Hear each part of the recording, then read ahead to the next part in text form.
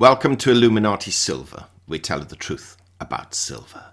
Today is Saturday the 15th of April 2023. We're publishing our gold and silver weekly update for the week ending the 14th of April. Last week saw gold fall and silver prices rise, breaking through additional key resistance levels. But yesterday, they both looked as if they were going to the moon. What happened? Well, let's take a look.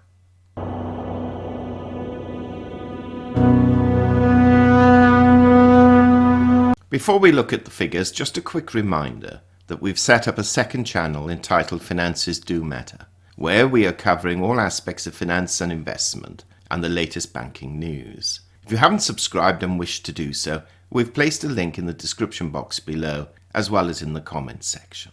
Now, yesterday morning we produced a video entitled Gold and Silver Prices Soar Post-Easter Break, and again we put a link below.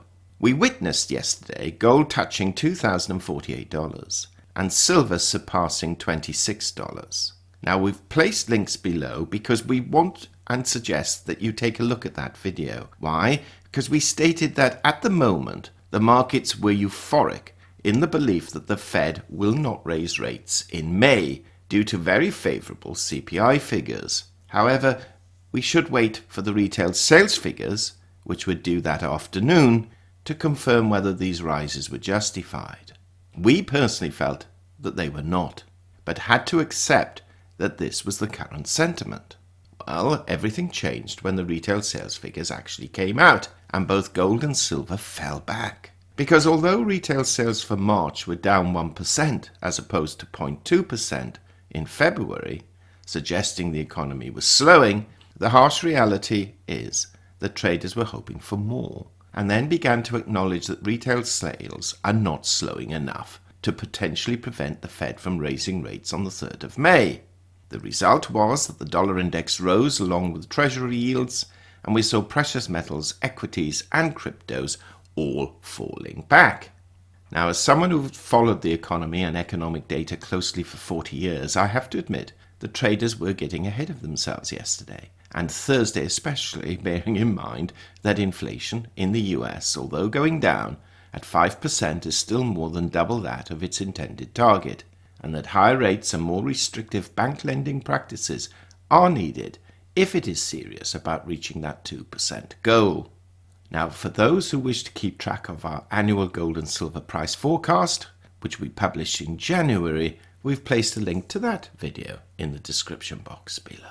Okay, let's now actually take a look at the figures. Gold fell $3 last week, falling from $2,008 to $2,005, having hit a high of $2,048 and a low of $1,982. So that's just a very minor fall of 0.2%.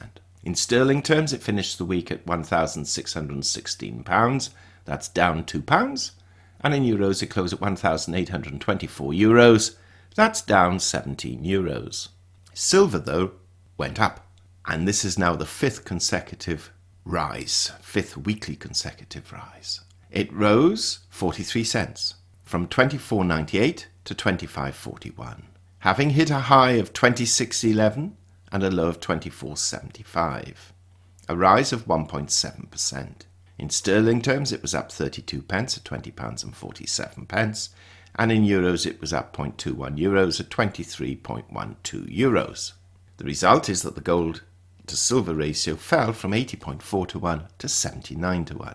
Now, the difference between gold's high and low was $66, and the difference between silver's high and low was $1.36, similar to the past 4 weeks. Now, this is what we said last week concerning our forecast for this week, which has just happened. We're widening our margins slightly because we could have a bit of a roller coaster ride this week. We expect gold to trade between 1925 and 2075, which it did comfortably, to be fair, and silver to trade between 23.50 and 26, with 22.50 and 26.75 as outliers.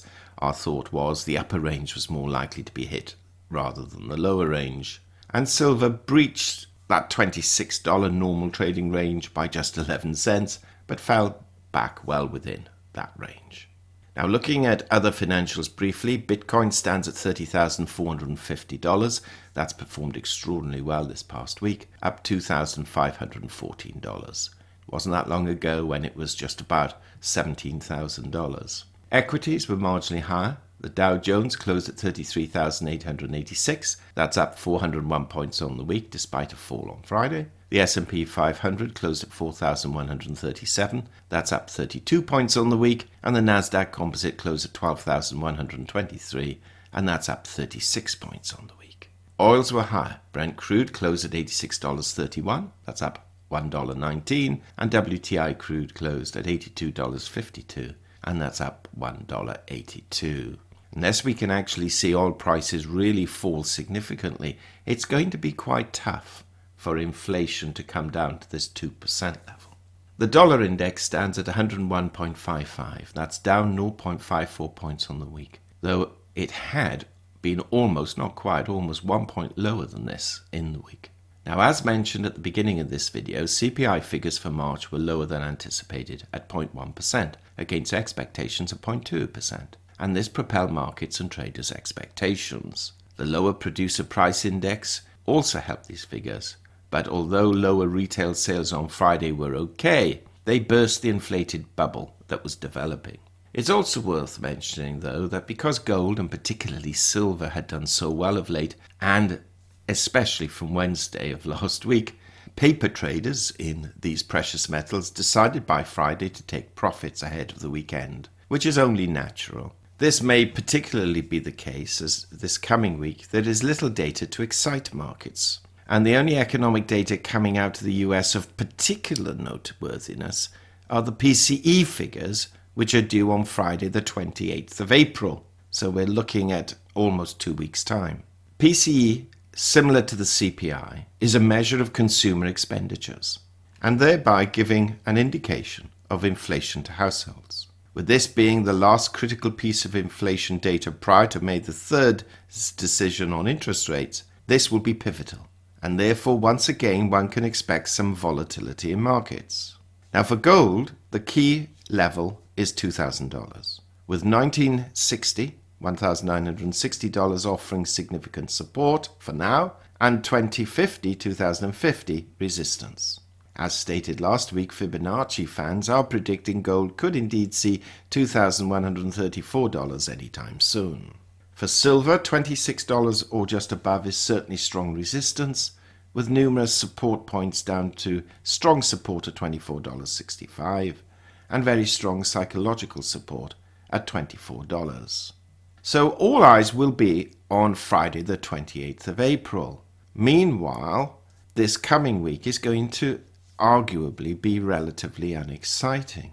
Now, it is still our view that rates will rise on the 3rd of May, but this is by no means certain at this stage. So with all of this in mind, we're going to expect gold to trade somewhere between $1,950 and $2,050, with $1,900 to $2,100 as outliers, though we will be quite surprised if it does go up to $2,100, frankly.